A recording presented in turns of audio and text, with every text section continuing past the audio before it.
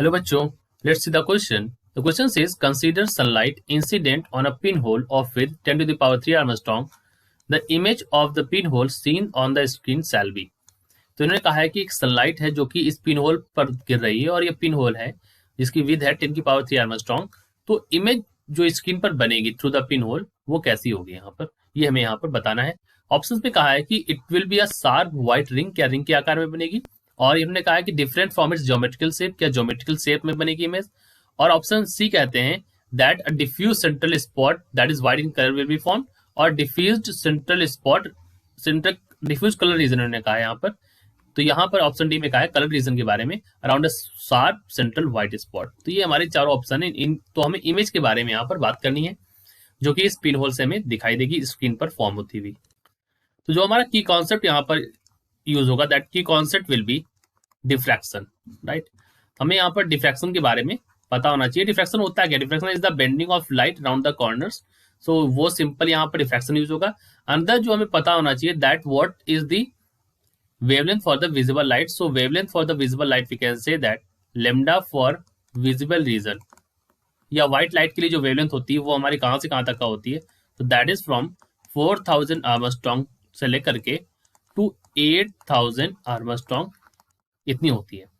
अब अगर आपने क्वेश्चन में देखें तो यहाँ पर जो विद है पिन होल की that is of the order of this 10 की power 3 angstrom. So width of pin hole कितनी दे रखी है? We can say that width of pin whole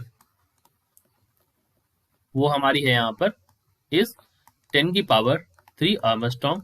right, तो क्योंकि यहाँ पर जो विद ऑफ पिन होल है it is comparable to the wavelength of light, जो कि सनलाइट है. सनलाइट हमारी यहाँ पर होगी, it is around this wavelength. तो ये हमारी जो विद होगी that is comparable to this. So यहाँ पर क्या होगा? There will be a diffraction. क्या होगा यहाँ पर? डिफ्रैक्शन होगा यहाँ पर. So diffraction takes place. Right, सबसे पहली चीज क्या है कि डिफ्रैक्शन होता है यहाँ पर. उसका रीजन क्या है? Because the wavelength of light और is comparable to the size of the slit. So we can say that the wavelength of light, because so I written it that is the wavelength of light is comparable to the size of slit. और हमें यहाँ पर अब क्योंकि यहाँ पर diffraction हो रहा है तो डिफ्रैक्शन होने के कारण जो हमारी इमेज यहाँ पर आपको बनती दिखाई देगी that image will be different. Okay, so the image formation will be, so image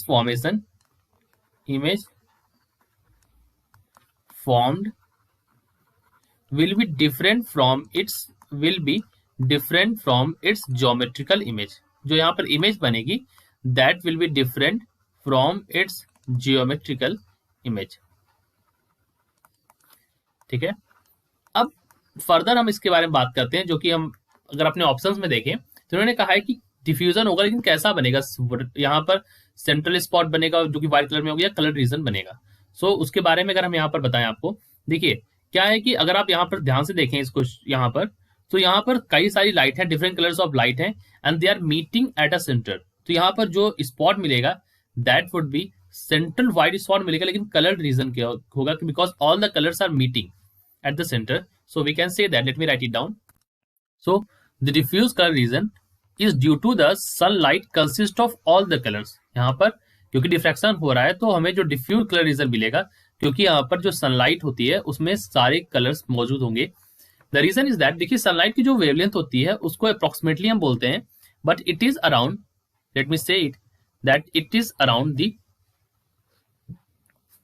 उसकी वेवलेंथ जो होती है इट इज अराउंड